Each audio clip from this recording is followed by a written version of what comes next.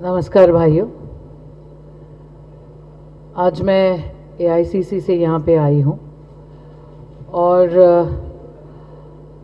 एक बड़े ही अहम मुद्दे के ऊपर आपसे यहाँ पे वार्तालाप करने हेतु हम लोग यहाँ पे आए हैं। और आप सभी जानते हैं कि पूरे हिंदुस्तान में ऐसे प्रेस हम एआईसीसी की ओर से ले रहे हैं। सबसे पहले तो मैं श्रद्धांजलि अर्पण करती हूँ जो यात्री अमरनाथ में उनके साथ में जो घटना घटी और जापान में जो प्राइम मिनिस्टर के ऊपर आतंकी हमला हुआ, बहुत ही दर्दनाक ये बात है। आज आपके सामने यही बातें हम कर रहे हैं कि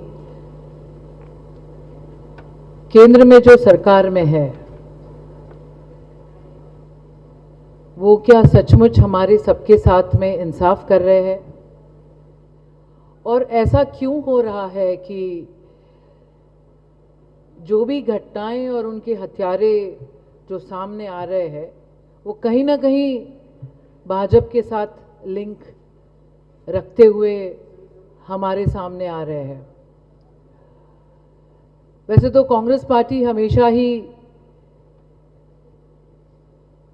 आतंकवाद के राजनीति से दूर रही है, लेकिन सच्चाई यदि बोले नहीं तो जनसामान्य को कैसे पता चलेगा, और ये हम हमारा कर्तव्य समझते हैं और इसीलिए आपके सामने है। आप देखिए उदयपुर में जो हुआ, वहाँ का जो हत्यारा था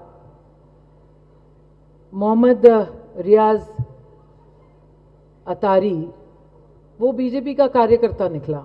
उसने सबके सामने बीजेपी की मेंबरशिप ली, बीजेपी के नेताओं के सामने उसके फोटोग्राफ्स हैं, और राजस्थान के जो लीडर ऑफ अपोजिशन है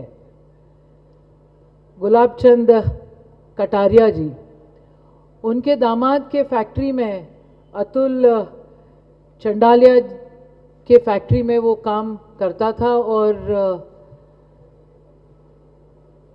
ये तो बात का निषेध है ही, और इसे हम सहन कैसे करें। ऐसी ही घटना हमारे अमरावती में भी हुई, और वहाँ पे भी जो मास्टरमाइंड था उमेश कोल्हे के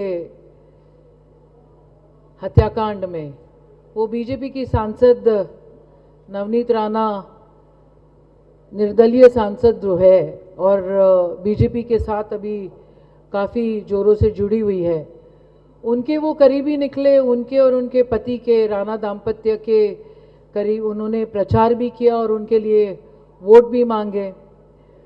जम्मू कश्मीर में लश्कर तौबा के 2 हत्यारे पकड़े गए और उनमें से एक तालिब हुसैन शाह। इन साहब का तो फोटोग्राफ था गृह मंत्री अमित शाह के साथ में। ऐसी कई बातें, बहुत सारी बातें हमारे सामने आ रही है और मैं आपके सामने वो बताना चाह रही हूँ।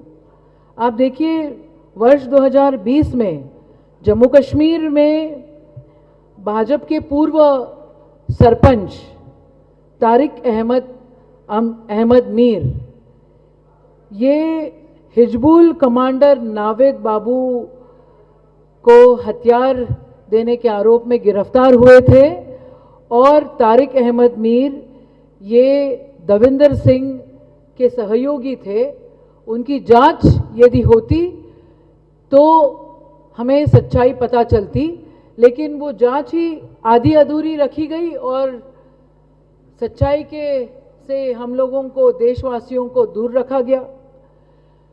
2017 में मध्य प्रदेश में एटीएस ने टेलीफोन एक्सचेंज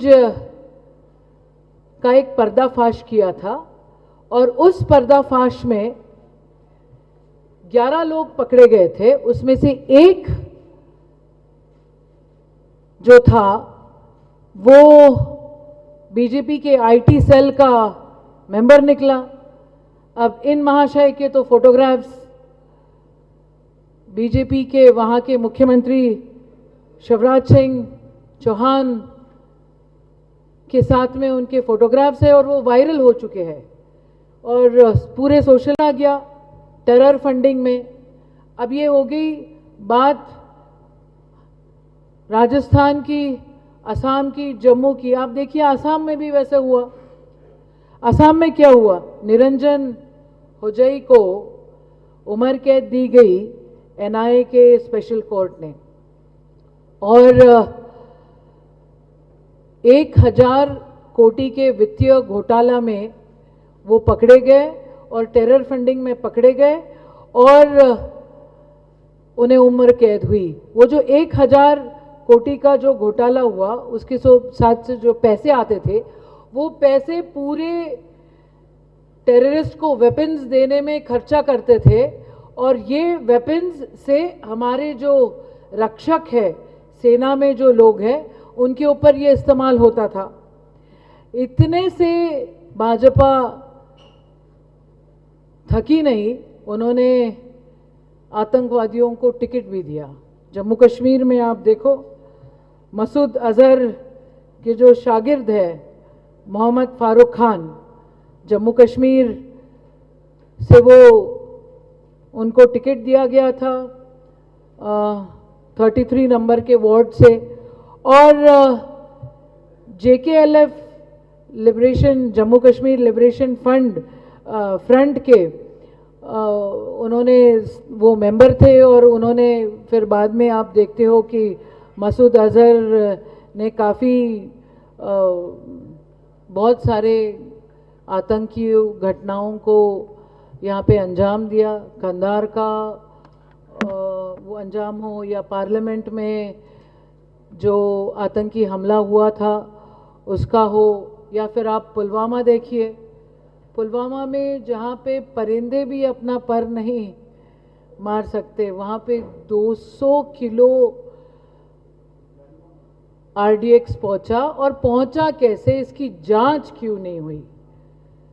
तो ये सारी चीज़ें आश्चर्यजनक है और धक्का देने वाली है। और ऐसा तो नहीं है कि राष्ट्रवाद के आड़ में हमारे देश के साथ एक घिनौना खेल हो रहा है और हमेशा से ही ये होता गया है। इसके ऊपर बोलना ज़रूरी है और हम लोग तो डायरेक्ट आज ये बोल रहे हैं कि ये सारा खेल कर रही है, बहुत बड़ा घिनौना खेल है और हमारे देश के साथ में हमारा देश खतरे में है। ये कहीं ना कहीं रुकना चाहिए और कहीं ना कहीं इसके ऊपर आवाज़ उठनी चाहिए।